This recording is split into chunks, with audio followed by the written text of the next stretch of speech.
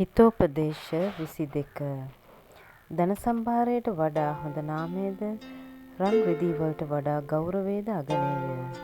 සමිඳුන් අභියස පොහොසතා හා දුප්පතා අතර වෙනසක් නැත. සමිදානන් ඒ දෙදෙනාම මැවූ බැවිනි. නුවණැතියා විපත දුරතියා දැක අයින් වේ.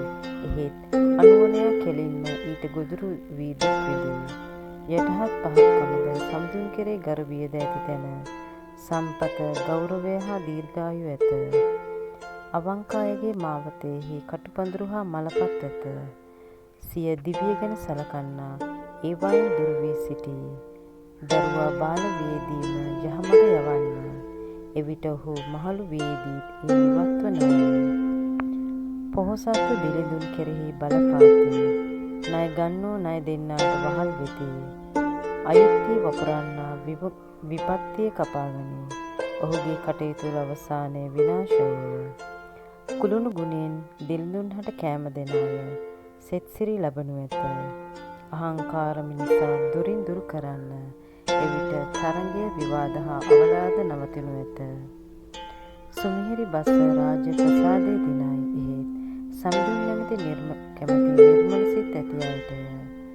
සමිදානෝ මුසාවාදීන්ගේ වදන්හි අසත්‍යය පෙන්වන සේක.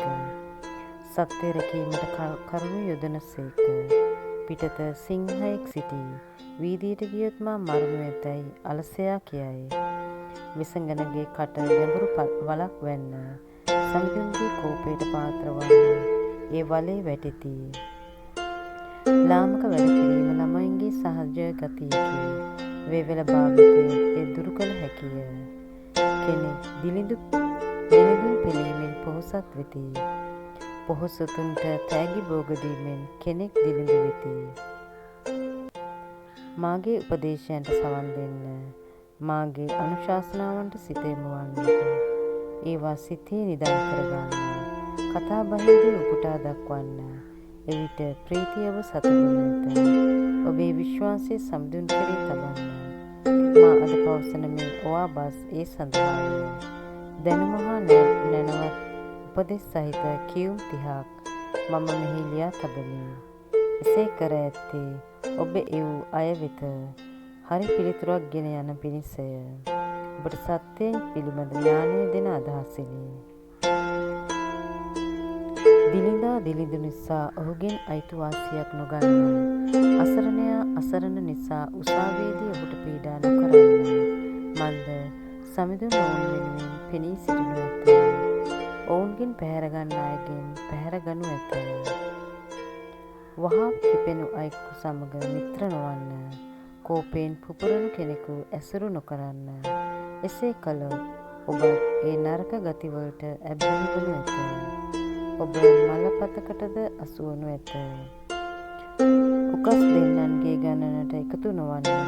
අන් කෙනෙකුගේ ණයතරස් වලට ඇප නොවන්න. ඇපේ ගෙවීමට ඔබට නොහැකි වුවහොත් ඔවුන් ඔබේ නිදනහන පවා ගෙන යන්නට බැරි නැත. ඔබේ මුතුන් මිත්තන් පිහිට වූ පැරණි මායම් ගල් කිසි විටක වෙනස් නොකරන්න. තම කටයුතු ගැන දස්කම් පාන මනුෂ්‍යෙක් සිටියනම් ඔහු පොදු ජනයා අතර නොව රජුන් අභියස වැජබෙනු ඇත.